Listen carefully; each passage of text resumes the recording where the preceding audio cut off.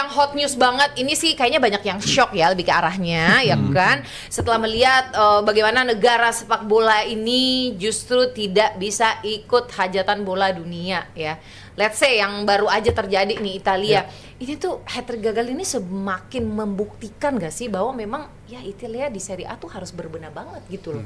Iya, hat-trick gagal ya tadi udah dibahas. Kita juga bahas terakhir kali Italia main di Piala Dunia, pertandingannya adalah yang pas gigitannya Suarez ke Chiellini.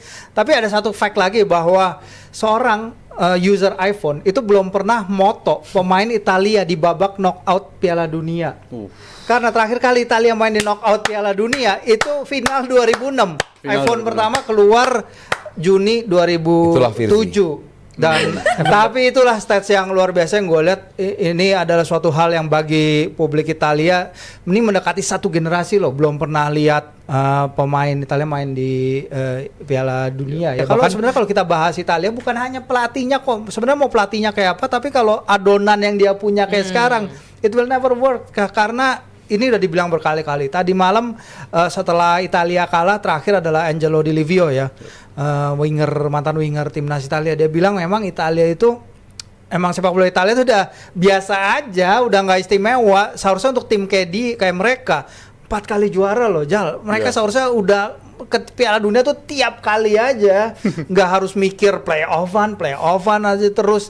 Nah ternyata ya udah Piala Dunia di expand pun akhirnya mereka gagal. Menurut gue masalahnya emang bukan di Gattuso udah bisa udah berbuat sebaik mungkin dengan yang dia punya dalam kondisi yang singkatnya dia menggantikan. Tapi kalau emang pemain-pemain yang dia punya seperti itu akan susah, dan tim ini average age-nya aja udah 27,8 tahun. Ini tim yang dewasa, tim yang kuat. Seharusnya mereka bisa create more daripada cuman satu shot on target pada babak kedua ya, karena mereka bermain 10 pemain itu ya. Jadi sehingga itu sangat susah. Emang selama 40 menit they are on top, mereka menguasai pertandingan, tapi ya kalau kata lagi-lagi kata Di Livio, kartu merah Bastoni itu memang akhirnya mengubah jalannya laga. Tapi ya diadu penalti itu adalah untung-untungan. Gak cukup buat nganterin mereka lolos. Dan gue bilang kalau yang edisi 2026 ini gue bisa mengerti mereka gak lolos lah. Kalau edisi 2018 squad mereka tuh masih ada sisa-sisa pemain bagusnya, masih cukup merata menurut gue. Apalagi 2022 itu datangnya tepat 1 tahun setelah mereka juara di Piala Eropa. Itu menurut gue squadnya masih cukup dan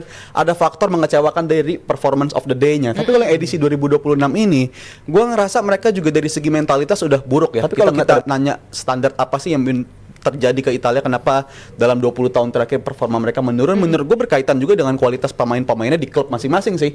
Bukan cuma klub masing-masing, tapi performa di mana mereka main dan gimana mereka main. Karena berkaitan juga kapan terakhir kali tim Italia juara di Liga Champions, let's say. Itu 2010 terjadi di Inter Milan. Walaupun 2 kali Inter Milan final, iya. Tapi nggak berbanding lurus juga ya. Tapi di edisi dekade pertama 2000-an itu kita ngeliat Milan 2007 masih juara, di awal 2000 juga masih juara. Tapi setelah itu ketika pemainnya beregenerasi itu ada gagal total di sana. Tapi gue ada faktor sedihnya juga mas ngeliat dan ngeliat Italia yang sekarang ini. Kalau kita pikir sejak mereka kedatangan Gattuso dan kita ngeliat mereka di fase grup kualifikasi, mereka cuma kalah 2 kali loh. Bandingkan dengan grup-grup lain, standar 2 kali kalah itu sebenarnya masih cukup buat nganterin lolos. Tapi mereka kejebak di grup yang ada Norwegia, di mana Norwegianya tuh golnya subur banget, bahkan Holland itu golnya gila banget itu sepanjang fase grup itu. Tapi di fase grup itu mereka harus ngapain lagi gitu untuk lolos, dan itu menurut gue salah satu yang bikin gue agak ganjel. Mereka udah ngelakuin segala sesuatunya dengan benar di fase grup, hanya kalah dari Norwegia yang emang sangat layak untuk lolos. Artinya bukan, tapi nggak cukup untuk nganterin mereka lolos. This group is not about players ini, tapi tentang bagaimana masa Italia nih Calcio faktor bisa kalah kualifikasi sama Norwegia, negara yang penduduknya berapa sih? Ya, tapi yang udah lama Norwegianya gak ke Piala Dunia. Lu di grup yang lu bisa bilang ada Norway di sana. Ada siapa lagi? Sisanya Israel.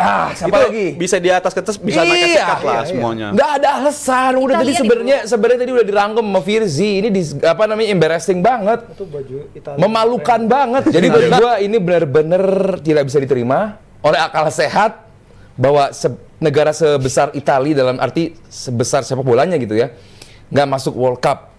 Lupakan deh 2 tahun terakhir deh, 2 edisi terakhir lupakan deh. Yang ini aja gitu. Ini jatah lebih banyak ini. 48. Jatah UEFA juga banyak. Kan Gattuso protes tuh. Itu dia tuh. Banyak negara-negara yang nggak layak masuk World Cup gitu, tapi masuk. Ternyata ada alasan kenapa ini namanya kualifikasi. Untuk mencari negara-negara yang qualified.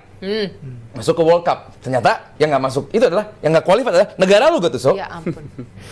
Dan memang tadi ada yang komen, ya ini kan cuman gara-gara mau scan peluangnya nggak masuk.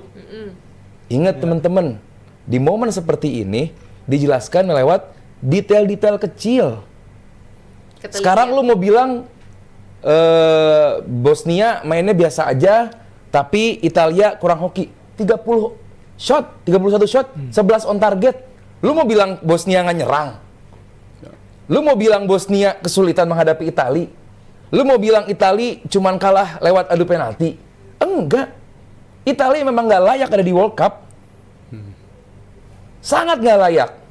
Tekanan sebesar ini, pendang penalti pertama, Tio Esposito. Anak kecil ceburin. Kenapa? Kasarnya kan anak gitu. kecil gitu loh. Dan ini gue takutnya berdampak kepada perkembangan mentalitas Esposito. Ini pemain yang bagus. Jadi emang problemnya di youth footballnya Italia adalah para pelatih sana tuh orientasinya menang, result, pelatih youthnya. Jadi pelatih youth itu karena mereka perlu result, jadi mereka mainin pemain-pemain yang besar, physically big, yang bisa mempengaruhi sepak bola di level itu. Jadi karena mereka mainnya so physical, sehingga pemain-pemain yang lebih skillful, technical dan lain-lain ya, mungkin Totti yang seperti itu, the next Totti, the next Roberto Baggio gitu-gitu, mereka akhirnya nggak kepake di level muda, sehingga akhirnya pemain-pemain yang tumbuh besar ke depannya ya kalau udah nyampe level profesional mereka akan stuck di situ. Makanya ada satu nih, inget loh, Itali itu negara dengan pelatih-pelatih Itali hebat pada masanya. Nah itu timnas Itali mungkin sama targetnya 2030 berarti deh ini. itu dia. Bisa. Siapa tahu ketemu di playoff. Iya, iya, iya, iya. Eropa sana.